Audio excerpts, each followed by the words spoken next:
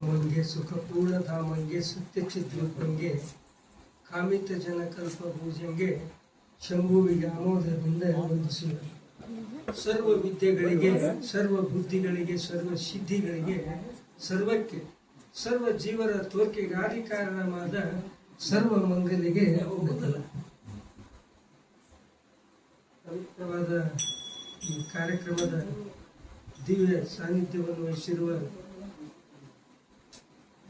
ಮನುಷ್ಯ ಜನ್ಮಕ್ಕೆ ಬಂದ ಮೇಲೆ ಅದರ ಸಾರ್ಥಕತೆಯನ್ನು ಮಾಡಿಕೊಳ್ಳಲಿಕ್ಕೆ ಕಾರಣಕರ್ತನಾಗಿರ್ತಕ್ಕಂಥ ಗುರು ಪರಂಪರೆಯ ಎಂದು ನಿಸರ್ಗ ನಿರ್ಮಾಣ ಆಗಿದೆ. ಅಂದಿನಿಂದ ಇಂದಿನವರೆಗೂ ಕೂಡ ಈ ಪರಂಪರೆಯನ್ನು ಹಾಕಿಕೊಟ್ಟಿರ್ತಕ್ಕಂಥ ಎಲ್ಲ ಪರಮ ಪೂಜ್ಯರ ಪಾದಾರವಿಂದದಲ್ಲಿ ಭಕ್ತಿ ಪ್ರಣಾಮಗಳನ್ನು ಹೇಳಿ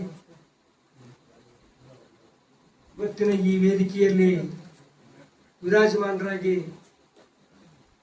ಪಾರ್ವತಿ ಪರಮೇಶ್ವರನ ರೂಪದಲ್ಲಿ ಕುಳಿತಿರ್ತಕ್ಕಂಥ ಪೂಜ್ಯರ ತಾಯಿಯ ಪಾದಕ್ಕೆ ಅನಂತ ಕೋಟಿ ಭಕ್ತಿಯನ್ನು ಸಲ್ಲಿಸುತ್ತಾ ಪ್ರಥಮದಲ್ಲಿ ಮಾತನಾಡಿರ್ತಕ್ಕಂಥ ಗುರೂಜಿಯವರಿಗೂ ಕೂಡ ವಂದನೆಗಳನ್ನು ಹೇಳಿ, ಹೃದಯದಲ್ಲಿ ಪ್ರೇಮ ಮನಸ್ಸಿನಲ್ಲಿ ನಾಮ ಇವೆರಡೂ ಯಾವನಲ್ಲಿ ಯಹೋ ಅವನು ನಿಜಕ್ಕೂ ಈ ಅವನಿಯನ್ನು ಬೆಳಗುತ್ತಿರುವ ಸಂತ ಈ ಯುಕ್ತಿಗೆ ಸಮಾನರಾಗಿರುವ ಶೀಲವಂತ ಸಾಹೇಬರು ಈ ಮಾಜಿ ಜನಪ್ರಿಯ ಶಾಸಕರ ಪಾದದಲ್ಲಿ ಭಕ್ತಿಯ ಪ್ರಣಾಮಗಳನ್ನು ಸಲ್ಲಿಸುತ್ತಾರೆ.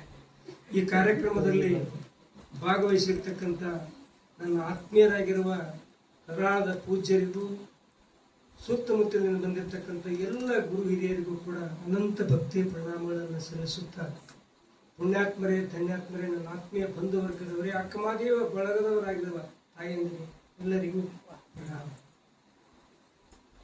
ಮನುಷ್ಯ ಜನ್ಮ ಬಂದದ್ದು ಯಾತಕ್ಕೆ? ಇದು ಪ್ರಶ್ನೆ. ಆತ್ಮಾನುಭವವನ್ನು ಮಾಡಿಕೊಳ್ಳಲಿಕ್ಕೆ ಇದು ಉತ್ತರ. ಆತ್ಮಾನುಭವವನ್ನು ಮಾಡಿಕೊಳ್ಳಲಿಕ್ಕೆ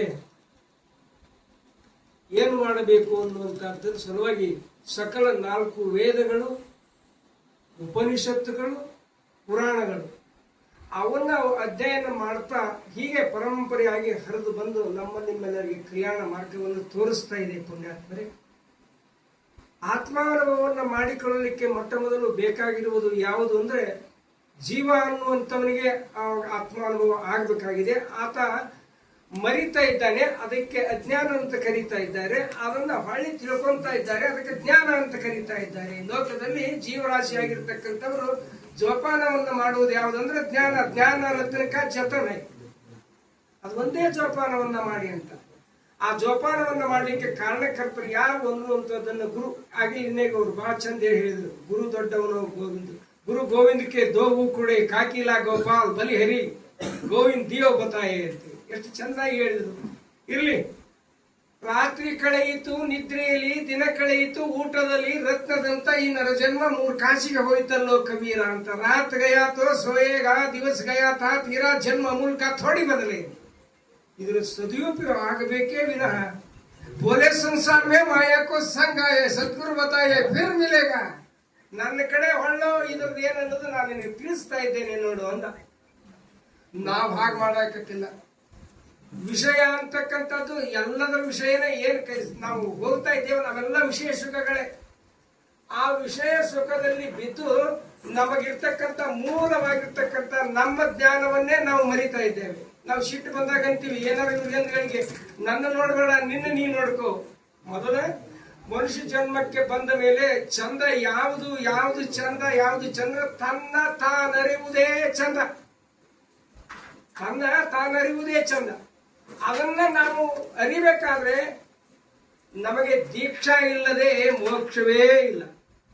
ಸಂಸ್ಕಾರ ಹೊಂದಬೇಕು. ಒಂದು ಕಲ್ಲು ತಗೊಂಡು ಬಂದು ಅದನ್ನು ಗುಡಿಯೊಳಗೆ ಕುಂದಿರ್ಸ್ಬೇಕಾದ್ರೆ ಒಡ್ಡ ಅದಕ್ಕೆ ಸಂಸ್ಕಾರ ಕೊಡ್ತಾ ಇದ್ದಾನೆ. ಆ ಒಡ್ಡ ಸಂಸ್ಕಾರ ಕೊಡುವತ್ನೊಳಗ ಅವನ ಗಜ್ಜಿಗೆ ತಡೆದ್ರೆ ಮಾತ್ರ ಮೂರ್ತಿ ಆಗತ್ತೆ, ಇಲ್ಲಕಂದ್ರೆ ಮೂರ್ತಿ ಆಗೋದಿಲ್ಲ. ಅದು ಕಲ್ಲಿನಲ್ಲಿ 4 ಪ್ರಕಾರ, ಹಿಟ್ಟುಗಲ್ಲು, ಪದರಗಲ್ಲು, ಗಂಟುಗಲ್ಲು, ಮೂರ್ತಿ ಕಲ್ಲು. ಹಂಗ ಮನುಷ್ಯರಲ್ಲಿ ಸಹಿತ ಹಾಗೆ ಇದ್ದೇವೆ ನಾವೆಲ್ಲ. ಗುರುವಿನ ಸಂಪರ್ಕಕ್ಕೆ ಟೈಮ್ ಪಾಸಿಗೆ ಬಂದು ಹೋಗೋರೊಬ್ರು, ಒಬ್ರು ಸುಮ್ನೆ ಕೇಳಿ ಹೆಂಗ್ ಹೇಳ್ತಾರೆ ನೋಡೋರೊಬ್ರು, ಮತ್ತೊಬ್ರು ಅವ್ರ ಸಂಘ ಬೇಡ ಕರೆದ್ರು ಹೋಗ್ಬೇಕನ್ನೋರೊಬ್ರು. ಒಬ್ಬ ಏನ್ ಹೇಳ್ತಾ ಇದ್ದಾನೆ ಅಂತಂದ್ರೆ, ಗುರುನಾಥ ನರ ಕರೆತೋ ನಾರಾಯಣ ಹೋ ಜಾಯೇಗ, ಮನುಷ್ಯನನ್ನ ಮಾದೇವ ಮಾಡವನೇ ನೀನು, ಅದು ಮೂರ್ತಿ ಕಲ್ಲು, ಇವ್ ಒಬ್ಬನೇ ಮಾತ್ರ. आए है तो उड़दवर यारो आए है तो जाएंगे राजा रंक फकीर एक सिंहासन चढ़ी चले एक बंदे जंजीर ಮುಕ್ತಿ ಸಾಮ್ರಾಜ್ಯದ ಸಿಂಹಾಸನ ಏರ್ಬೇಕನ್ನೋದೇ ನಮ್ಮ ನಿಮ್ಮೆಲ್ಲರ ಹಕ್ಕು. ಎಷ್ಟು ಮಂದಿ ಏರ್ತೀವೋ ಗೊತ್ತಿಲ್ಲ. ಯಾರು ಗುರುವಿನನ್ನ ನಂಬುತ್ತಾ ಇದ್ದಾರೆ ನೋಡ್ಬೇಕು. ನಾನು ಬಹಳ ಕಡೆ ಹೋಗಿ ಹೋಗಿ ಸುಮಾರು 18 ವರ್ಷದಿಂದ ಮಾತನಾಡ ಸಂಗಿನಾಗೆ ಬೆಳೆದೀನಿ. ಎಲ್ಲಾ ಕಡೆ ಅಡ್ಡಾಡಿದ್ರು ಒಂದೊಂದು ಗುರುಗಳು ಒಂದೊಂದು ತರ ಒಂದೊಂದು ಸೀಮೆ ಹಾಕೊಂಡಾರ. ಸೀಮಾತೀತ ಗುರುಗಳು ಯಾರು ಅದಾರಂತ ಕೇಳಿದ್ರೆ ಗುಳೇದ ಗುಡ್ಡದಲ್ಲಿ ಗುರುಜಿ ಒಬ್ರು ನಾನನ್ನು ಕಂಡಿದ್ದೀನಿ. ಅದನ್ನು ಯಾಕೆ ಕಂಡಿದ್ದೇನೆ ಅಂತ ಕೇಳಿದ್ರೆ ಇಲ್ಲಿ ಮ್ಯಾಗಲ್ ಮಠಕ್ಕೆ ಮ್ಯಾಗಿಂದ ಪ್ರವಚನಕ್ಕೆ ಬಹಳ ಬರ್ತಾ ಇದ್ದೀನಿ ನಾನು. ಅಲ್ಲಿ ಕೇಳಿದ ಗುಳದ ಗುಡ್ಡ ಮಠ ಬಾಳದ ಅಂತ ಹಿಂಗ ಸುದ್ದಿ ಆಯ್ತು ನನಗೆ. ಆಗ ನನಗೊಂದು ವಿಚಾರ ಬಂತು, ದವಾಖಾನಿ ಬಹಳ ಆಗ್ಯಾವ ಅಂದ್ರೆ ರೋಗಿಗಳು ಅಲ್ಲಿ ಬಾಳ ಅದಾರ ಅಂತ ಅರ್ಥ. ಸ್ಟೇಷನ್ ಬಾಳ ಆಗ್ಯಾವ ಅಂದ್ರೆ ಆ ಊರಾಗ ಸಮಾಧಾನ ಇಲ್ಲ ಅಂತ ಅರ್ಥ. ಗುಡಿಗಳು ಬಹಳ ಅದಾವಂದ್ರೆ ಅಲ್ಲಿ ಪುಣ್ಯವೈತೆ ಅಂತ ಅರ್ಥ. ಇಲ್ಲಿ ವೈದ್ಯ ಅಂತ ಇಂಥ ಪೂಜ್ಯರಲ್ಲ ಜನಿಸರ ನೋಡು ಇವರೆಲ್ಲ ಎಷ್ಟು ಪ್ರೇಮದಿಂದ ಮಾತಾಡ್ತಾರೆ. ನಮ್ಮಪ್ಪ ಅವ್ರದ್ದು ಬೆಳಕಿಗೆ ಬರ್ಲಿ ಗುರುನಾಥ ನಿಂದಂತೇಳಿ. ಇದ್ದಿಲು ಬೆಂಕಿಯ ಸ್ಪರ್ಶದಿಂದ ಬೆಂಕಿಯೇ ಆದಂತೆ ಸದ್ಗುರು ಬೋಧಿಸಿ ಶಿಷ್ಯನು ಸದ್ಗುರುವೇ ಆದನು ಅಂತ. ಹಾಗೆ ನಾವು ಮನುಷ್ಯ ಜನ್ಮಕ್ಕೆ ಬಂದ ಮೇಲೆ ನಾವು ಆಗುವಂತ ಶಕ್ತಿ ನಮಗಿದೆ. ಅದರ ಮೂಲ ಕಾರಣ ಏನಂದ್ರೆ ಪ್ರಯತ್ನಜನ್ಯ ಜ್ಞಾನ. ಸಾಧನೆಯನ್ನ ಯಾರು ಮಾಡ್ತಾ ಇದ್ದೀರಿ ನಿಮ್ಮೆಲ್ಲರಿಗೂ ಜ್ಞಾನ. ಸಾಧನೆ ಮಾಡಲಾರ್ದವ್ರು ಬರೀ ಅಂತರ ಬಹಳ ಭೂಮಿ ಆಕಾಶಗಳಂತೆ ಭಕ್ತನು ಗುರುವಿನ ಚರಣದಲ್ಲಿ ಲೀನ, ವೇಷಕ್ಕೆ ಜನ ಸನ್ಮಾನ. ಹಾಗಾಗಬಾರದು. ನಾನು ಬಹಳ ದಿವಸ ಬಂದೆ, ಕಷ್ಟ ಬಹಳ ಇತ್ತು ನನಗ. ಅವ್ರು ಹೇಳಿರ್ತಕ್ಕಂಥ ಆಚರಣೆ ಮಾಡಿದೆ. ಸುಮ್ಮನೆ ಒಂದು ಮಂತ್ರ ಹೇಳಿದೆ. ನಾನು ಇವತ್ತು ಬರಕ್ ಆಗಿದ್ದಿಲ್ಲ.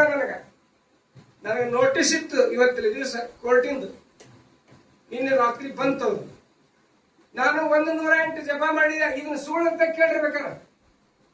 ಸ್ವೀಟೇಸ್ ಆಫ್ ಹಾರ್ಟ್, ಪ್ರೇಮದ ಹೃದಯ ಜಪ ಮಾಡಿದ. ಅಪವಿತ್ರ ಪವಿತ್ರೋವಾ ಸರ್ವವಸ್ಥಾನ್ ಮನಸ್ಥಿತಿ ತ್ರಾಯತೆ ಮಂತ್ರ. ಮನಸ್ಸು ಮಂತ್ರ ಹೇಳುವಾಗ ಮಂತ್ರನೇ ಆಗ್ಬೇಕು ವಿನಃ ಬೇರೆ ಆಗ್ಬಾರ್ದು. ಈಗ ನೋಟ್ ಎಣಿಸುವಾಗ 10,000 ನೋಟ್ ಎಣಿಸ್ತೀವಿ. ಆ 100 ನೋಟಿನ ಕಡೆ ಹ್ಯಾಂಗ ಲಕ್ಷ 3 ಸಲ ಎಣಿಸ್ತೀವಿ. ಹಳ್ಳಮಳ್ಳವನ್ನ ಲಕ್ಷ. ಚಿತ್ತೇಕರವಣಿ ತಸ್ಮೈ ಜಾಗ್ರತ್ ಯೋಗರಥಾವೋ ಭೋಗರಥಾವೋ. ನೀ ಏನಾರ ಮಾಡ ಚಿತ್ತ ಮಾತ್ರ ಗುರುವಿನ ಕಡೆ ಇರಲಿ ಅನ್ನುವಂಥದ್ದು. ಹಾಗೆ ಅಪ್ಪಗೆ ಹೇಳಿದೆ, ಅಪವಿತ್ರ ಪವಿತ್ರೋವಾ ಸರ್ವವಸ್ಥಾಂಗ ತೋಪಿ ವಯ ಸ್ಮರೇತ್ ಪುಂಡರೀಕಾಕ್ಷಂ ಸ್ವಭಾಯಭ್ಯಂತರದ ಶುಚಿ ಅಂತ 100 ನಾಮಸ್ಮರಣೆಯನ್ನ ಮಾಡಿದೆ. 9:30 ಫೋನ್ ಬಂತು ನನಗೆ. ನಾಳೆಗೆ ನಿಮ್ದು ನಾಳೆ ಹಾಕ್ಯಾರಂತ್ರಿ ಜಡ್ಜ್ ಸಾಹೇಬ್ರು ಅಂತ ಬಂತು. ಗುರುವಿನ ಮಹತ್ವ ಬಹಳ. ನಮ್ಮಪ್ಪ 4 ವೇದಗಳ ಸಾರವನ್ನ ಹೆಂಗ್ ಹೇಳ್ತಾನಂದ್ರ ಸುಮ್ಮನೆ ಹಿಂದಿ ಋಗ್ವೇದದಲ್ಲಿ ಹೇಳಿರ್ತಕ್ಕಂಥ ಮಂತ್ರ, ಯಜುರ್ವೇದದಲ್ಲಿ ಹೇಳಿರ್ತಕ್ಕಂಥ ಮಂತ್ರ, ಅಥರ್ವಣ ವೇದದಲ್ಲಿ ಹೇಳಿರ್ತಕ್ಕಂಥ ಮಂತ್ರ, ಸಾಮವೇದದಲ್ಲಿ ಹೇಳಿರ್ತಕ್ಕಂಥ ಮಂತ್ರ ಎಲ್ಲವನ್ನ ಕರಗತ ಮಾಡಿ ಯಾರ್ಯಾರು ಹೆಂಗ್ ಬರ್ತಾರ ಹಂಗಂಗ ಅವ್ರಿಗೆ ದೀಕ್ಷಾ ಕೊಡ್ತಾರ. ಎಲ್ಲರೂ ನಾವು ನಡೆದುಕೊಂಡು ಪಾವನರಾಗೋಣ ಅಂತ ಹೇಳ್ತೀನಿ. ಇಂಥ ಕಾರ್ಯಕ್ರಮಕ್ಕೆ ನಾನು ಶ್ರೀಲವಂತ ಸಾಹೇಬ್ರಿಗೆ ಬೇಡ್ಕೊತೀನಿ, ನನಗಟ್ಟು ತಿಳಿಸ್ರಿ, ನಾನು ಬಂದು ನಿಮ್ ಸೇವಾ ಮಾಡ್ತೀನಿ ಅಂತ ಹೇಳೋರಿಗೆ. ಅವ್ರೇನ್ ಬಿಡು ಸಿಗ್ನಲ್ ಕೊಡ್ತಾರ ನನಗೆ, ಅವ್ರದ್ದೇನು ಹೇಳ್ಬೇಡ್ರಿ. ಒಂದು ಮಠ ನೋಡಿದ್ರೆ ಸಾಕು, ನನಗೆ ಸ್ವಪ್ನದಾಗ ಬಂದ್ರೆ ಅವ್ರಪ್ಪ ಇರ್ಲಿ. ಅದು ಗುರುವಿನ ಮಹತ್ವ ಹೆಂಗೈತಂದ್ರ ಹೇಳಾಕ ಬಾರ್ಲಾರ್ದಂತೈತಿ. ಮುಕ್ತಿ ಸಾಮ್ರಾಜ್ಯದ ಸಿಂಹಾಸನ ಏರಿಸುದು ಲೋಕದಾಗ ಯಾರಿಗಾರ ಐತಂದ್ರ ಸಪ್ತ ದ್ವೀಪ ನವಖಂಡದಲ್ಲಿ, ಬರೀ ದೇಶ ಸುದ್ದೆಲ್ಲದು ಸಮಸ್ತ ಬ್ರಹ್ಮಾಂಡದಲ್ಲಿ ಅಂದ್ರ ದೇವಪುರಾಣದ ಬ್ರಹ್ಮಾಂಡ ಸುದ್ದಿ ಬರೋದು. ಹತ್ತಿ ಮರಕ್ಕೆ ಕಾಯಿಗಳು ತುದಿಮದಲಿಂಗೆ ಮೆತ್ತಿಯವು ಅಂತ ಅಷ್ಟು ಬ್ರಹ್ಮಾಂಡದವು. ಅಷ್ಟು ಬ್ರಹ್ಮಾಂಡ ಇದ್ರೂ ಸಹಿತ ಸಪ್ತ ದ್ವೀಪ ನವಖಂಡದಲ್ಲಿ ಸಮಸ್ತ ಬ್ರಹ್ಮಾಂಡದಲ್ಲಿ ದೇಹದಾರಿಗಳು ಯಾರೇ ಇರಲಿ ತನವತ್ ದಂಡಿಸಲೇಬೇಕು. ಅಜ್ಞಾನಿ ತೆರವನ್ನು ರೋಧಿಸುತ್ತ ಜ್ಞಾನಿಯು ನಗು ನಗುತ್ತಾ. ಯಾಕಂದ್ರೆ ಈ ಶರೀರ ಸುಳ್ಳಂತ ಒಂದು ಗಟ್ಟಿಗೆ ತಿಳ್ಕೊಂಡಾನ. ಚಂದಕ್ಕೆ ತಂದೀನೇ ತಂಗಿ ನೀರಿಗೆ ಬಂದೀನೇ ಶರೀಪಾಚರ ಹಡಲ್ಲ. ಯಾರು ಒಡಲು ತಾನೆಂದರು ಅರಿತಾರಲ್ಲ ಅವ್ರು ತಮಗೆ ತಾವೇ ಮೋಸ ಮಾಡ್ಕೊಂಡಂಗ. ಅದನ್ನು ಬಿಡಿಸೋರು ಯಾರು ಅಂದ್ರೆ ಗುರು ಮಾತ್ರ. ಅವ್ನು ಒಪ್ಪಿನಿಂದ ಸಾಧ್ಯ, ಬಾಕಿದವ್ರಿಗೆ ಆಗುದಿಲ್ಲ ಅಂತ ಹೇಳ್ತಾರೆ. ಸಾಧನೆಯಿಂದ ಮಾಡಿದ ಯಾರು ಮಾಡ್ತಾ ಇದ್ದೀರಿ, ನಿಮಗೂ ಎಲ್ಲರಿಗೂ ಕಲ್ಯಾಣ ಆಗ್ಲಿ.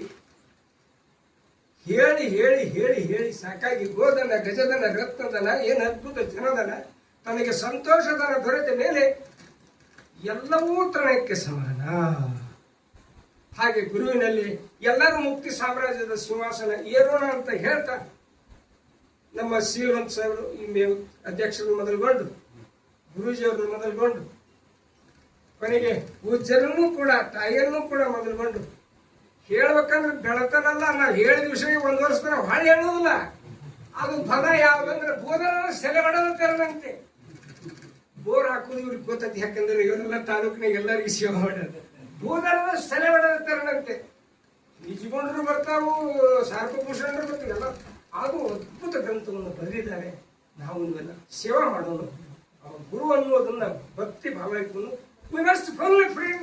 ಒಂದು ಹೃದಯವನ್ನ ಪವಿತ್ರ ಮಾಡಿಕೊಳ್ಳೋಣ ಅಂತ ಹೇಳ್ತಾ ಸಮಾರಂಭದಲ್ಲಿ ಮಾತನಾಡಲಿಕ್ಕೆ ಅವಕಾಶ ನೀಡಿರ್ತಕ್ಕಂಥ ಪೂಜ್ಯರಿಗೆ ತಮ್ಮೆಲ್ಲರಿಗೂ ಕೂಡ ಪ್ರಣಾಮಗಳನ್ನು ಹೇಳಿ, ಎಲ್ಲರಲ್ಲಿ ಕಿವಿಮಾತು ಏನಂದ್ರೆ ಈ ಸನ್ನಿಧಿಗೆ ಬಂದಿರಂದ್ರೆ ನಾವು ನೀವೆಲ್ಲರೂ ಮುಕ್ತಿ ಸಾಮ್ರಾಜ್ಯ ಸಿಂಹಾಸನವನ್ನೇ ಏರೋಣ ಅಂತ ಹೇಳಿ ನನಗೆ ಮಾತಿಗೆ